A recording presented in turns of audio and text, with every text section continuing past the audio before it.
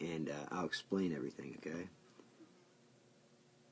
Here, let me get full screen. So, now, I pulled in with a friend of mine, stopped at my house, let my dog out, and I was around the other side of the building. My friend was sitting in the car. When I was on the other side of the building, the maintenance guy, so while this is going on right here, the maintenance guy comes out of his apartment, and he comes up and starts bugging me, harassing me, bugging me for a cigarette, and it was just weird. He wouldn't leave me alone. He ended up following me around the building.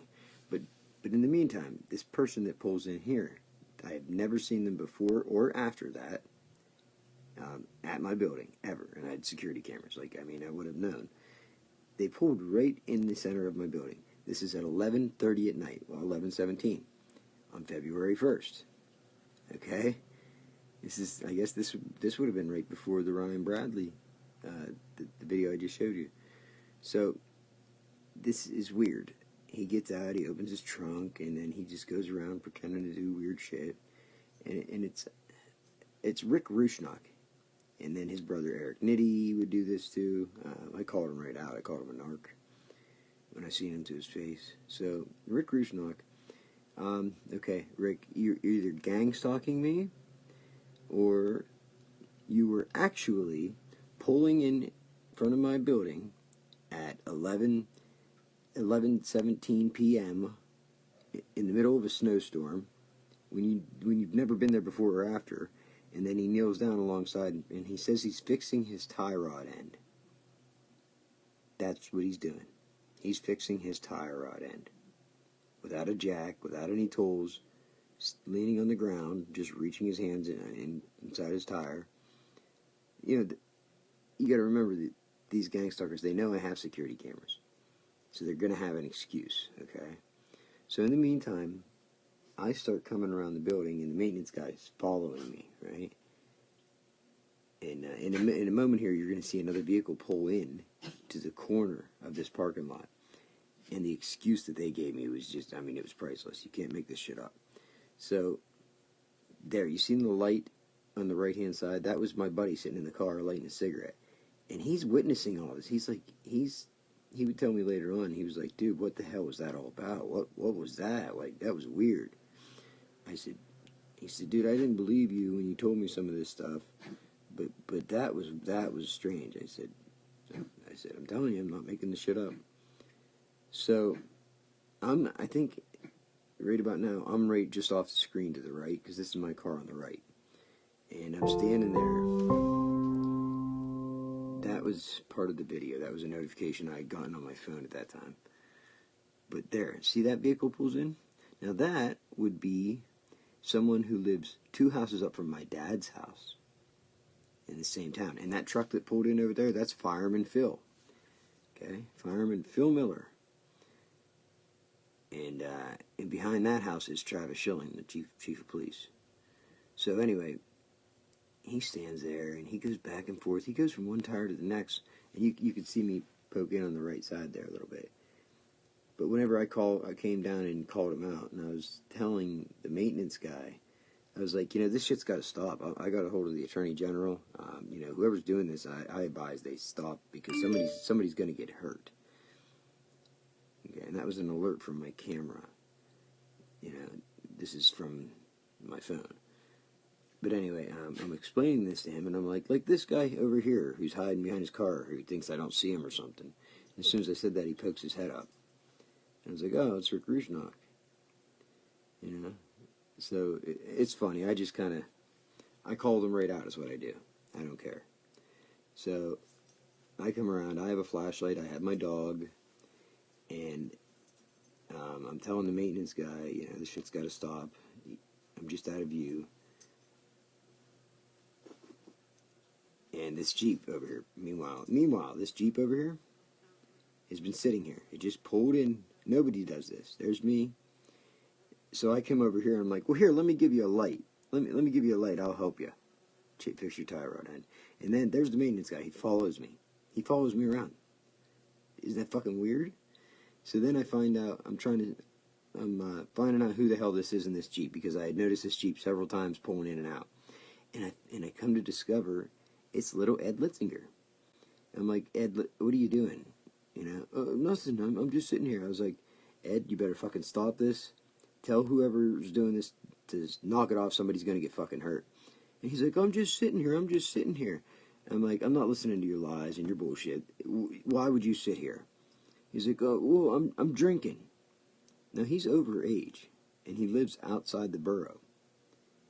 Why somebody would pull in to this Terrace Apartments parking lot at 11:30 at night in the middle of a snowstorm and drink in their car across the road from the chief of police, I mean, come on. It doesn't even take common sense to figure that one out. That was his excuse.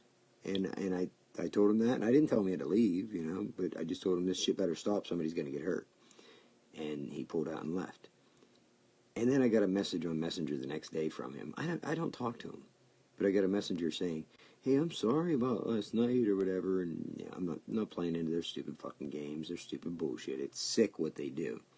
So this is the first time I ever narrated this video, right? But it gets better.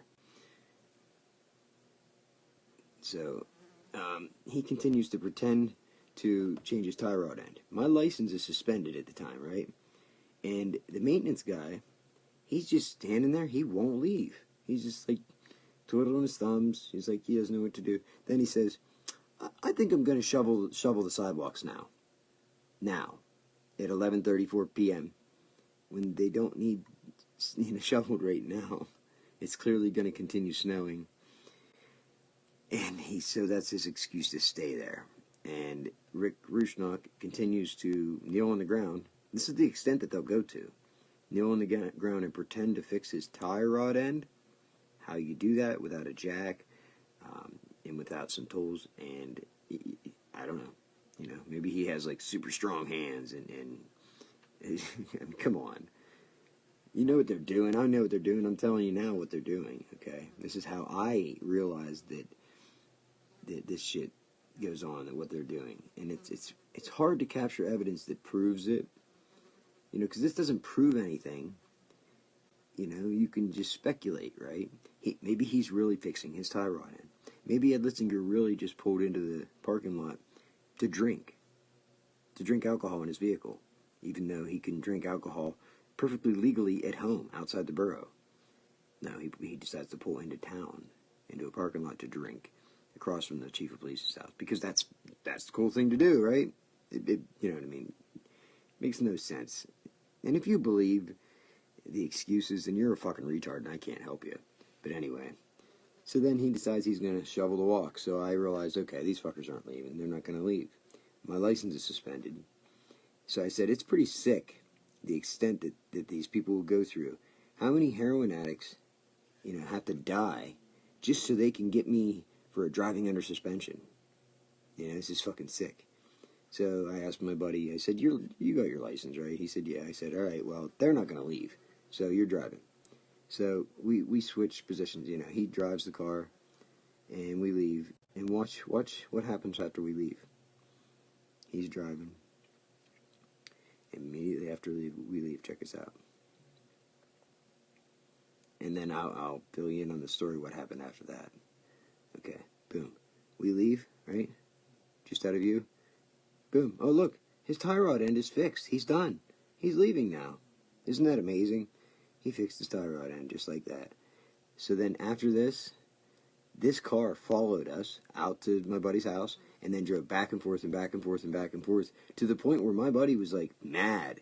He went out looking for these people to find out who the hell it was and why they were stalking us, basically. Okay? To that extreme, okay? So when you're aware of these things, it's easier to be able to document the right things, and then you have to explain it. I guess you have to explain it all, because some people just, their brains don't work, and they believe these lies.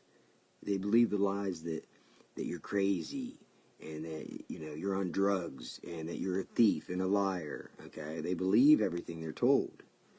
So if you're somebody who happened to, maybe maybe you're starting to watch this, maybe you're starting to wonder if everything I've been saying is true. This is what this is for right now. That's why I'm doing this stream. Okay? So, that was way early on. That was the beginning of 2021. So here we are, almost, a year and a half later? And then I didn't post anything for a long, long time. And then I started having the legal problems with Dealhole, breaking into my apartment and everything else, and what they do. So I decided, I'm going to push back. What do I have to lose? They tried to kill me breaking into my apartment. I didn't file any complaints or anything. But guess what? I made it public knowledge, and I made certain people in positions of, that are obligated to do something if they know something. I let them know what was going on, without pushing an official report, because I know how the program works, and they want you to do these things because they have it. They have an anecdote for everything to ruin and destroy your life. So don't do what they want you to do. Do your own thing, and the only way to combat this is to spread awareness and let people know that this goes on. And these people in this town, who most people that don't know think, oh, Sharon Redbone would never do that. She's a church-going, good person, right? Nope, she's a sick fucking gang stalker.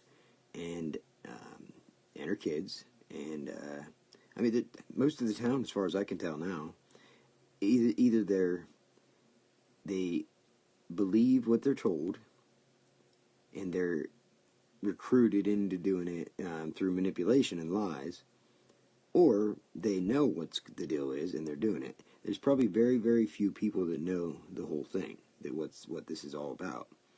And I think this stems from me speaking out about illegal activities from the police from 2017, which also involved Sharon Redbone, who happens to be at the head of the town council. She's on the town council. I just found this out. And thank you, Officer Dill. Sorry if you get any shit for this, but thank you, Officer Dill, for shining a little bit of light on where to look. Thank you, because the people that are behind this, your game's up. You're done. You lose. I win. I will not stop until I expose you for who you really are. You're sick in the head. You need help. And what you're doing is illegal. It's fucking illegal, and it's sick. And you claim to be some church-going righteous fucking bitch? Fuck you.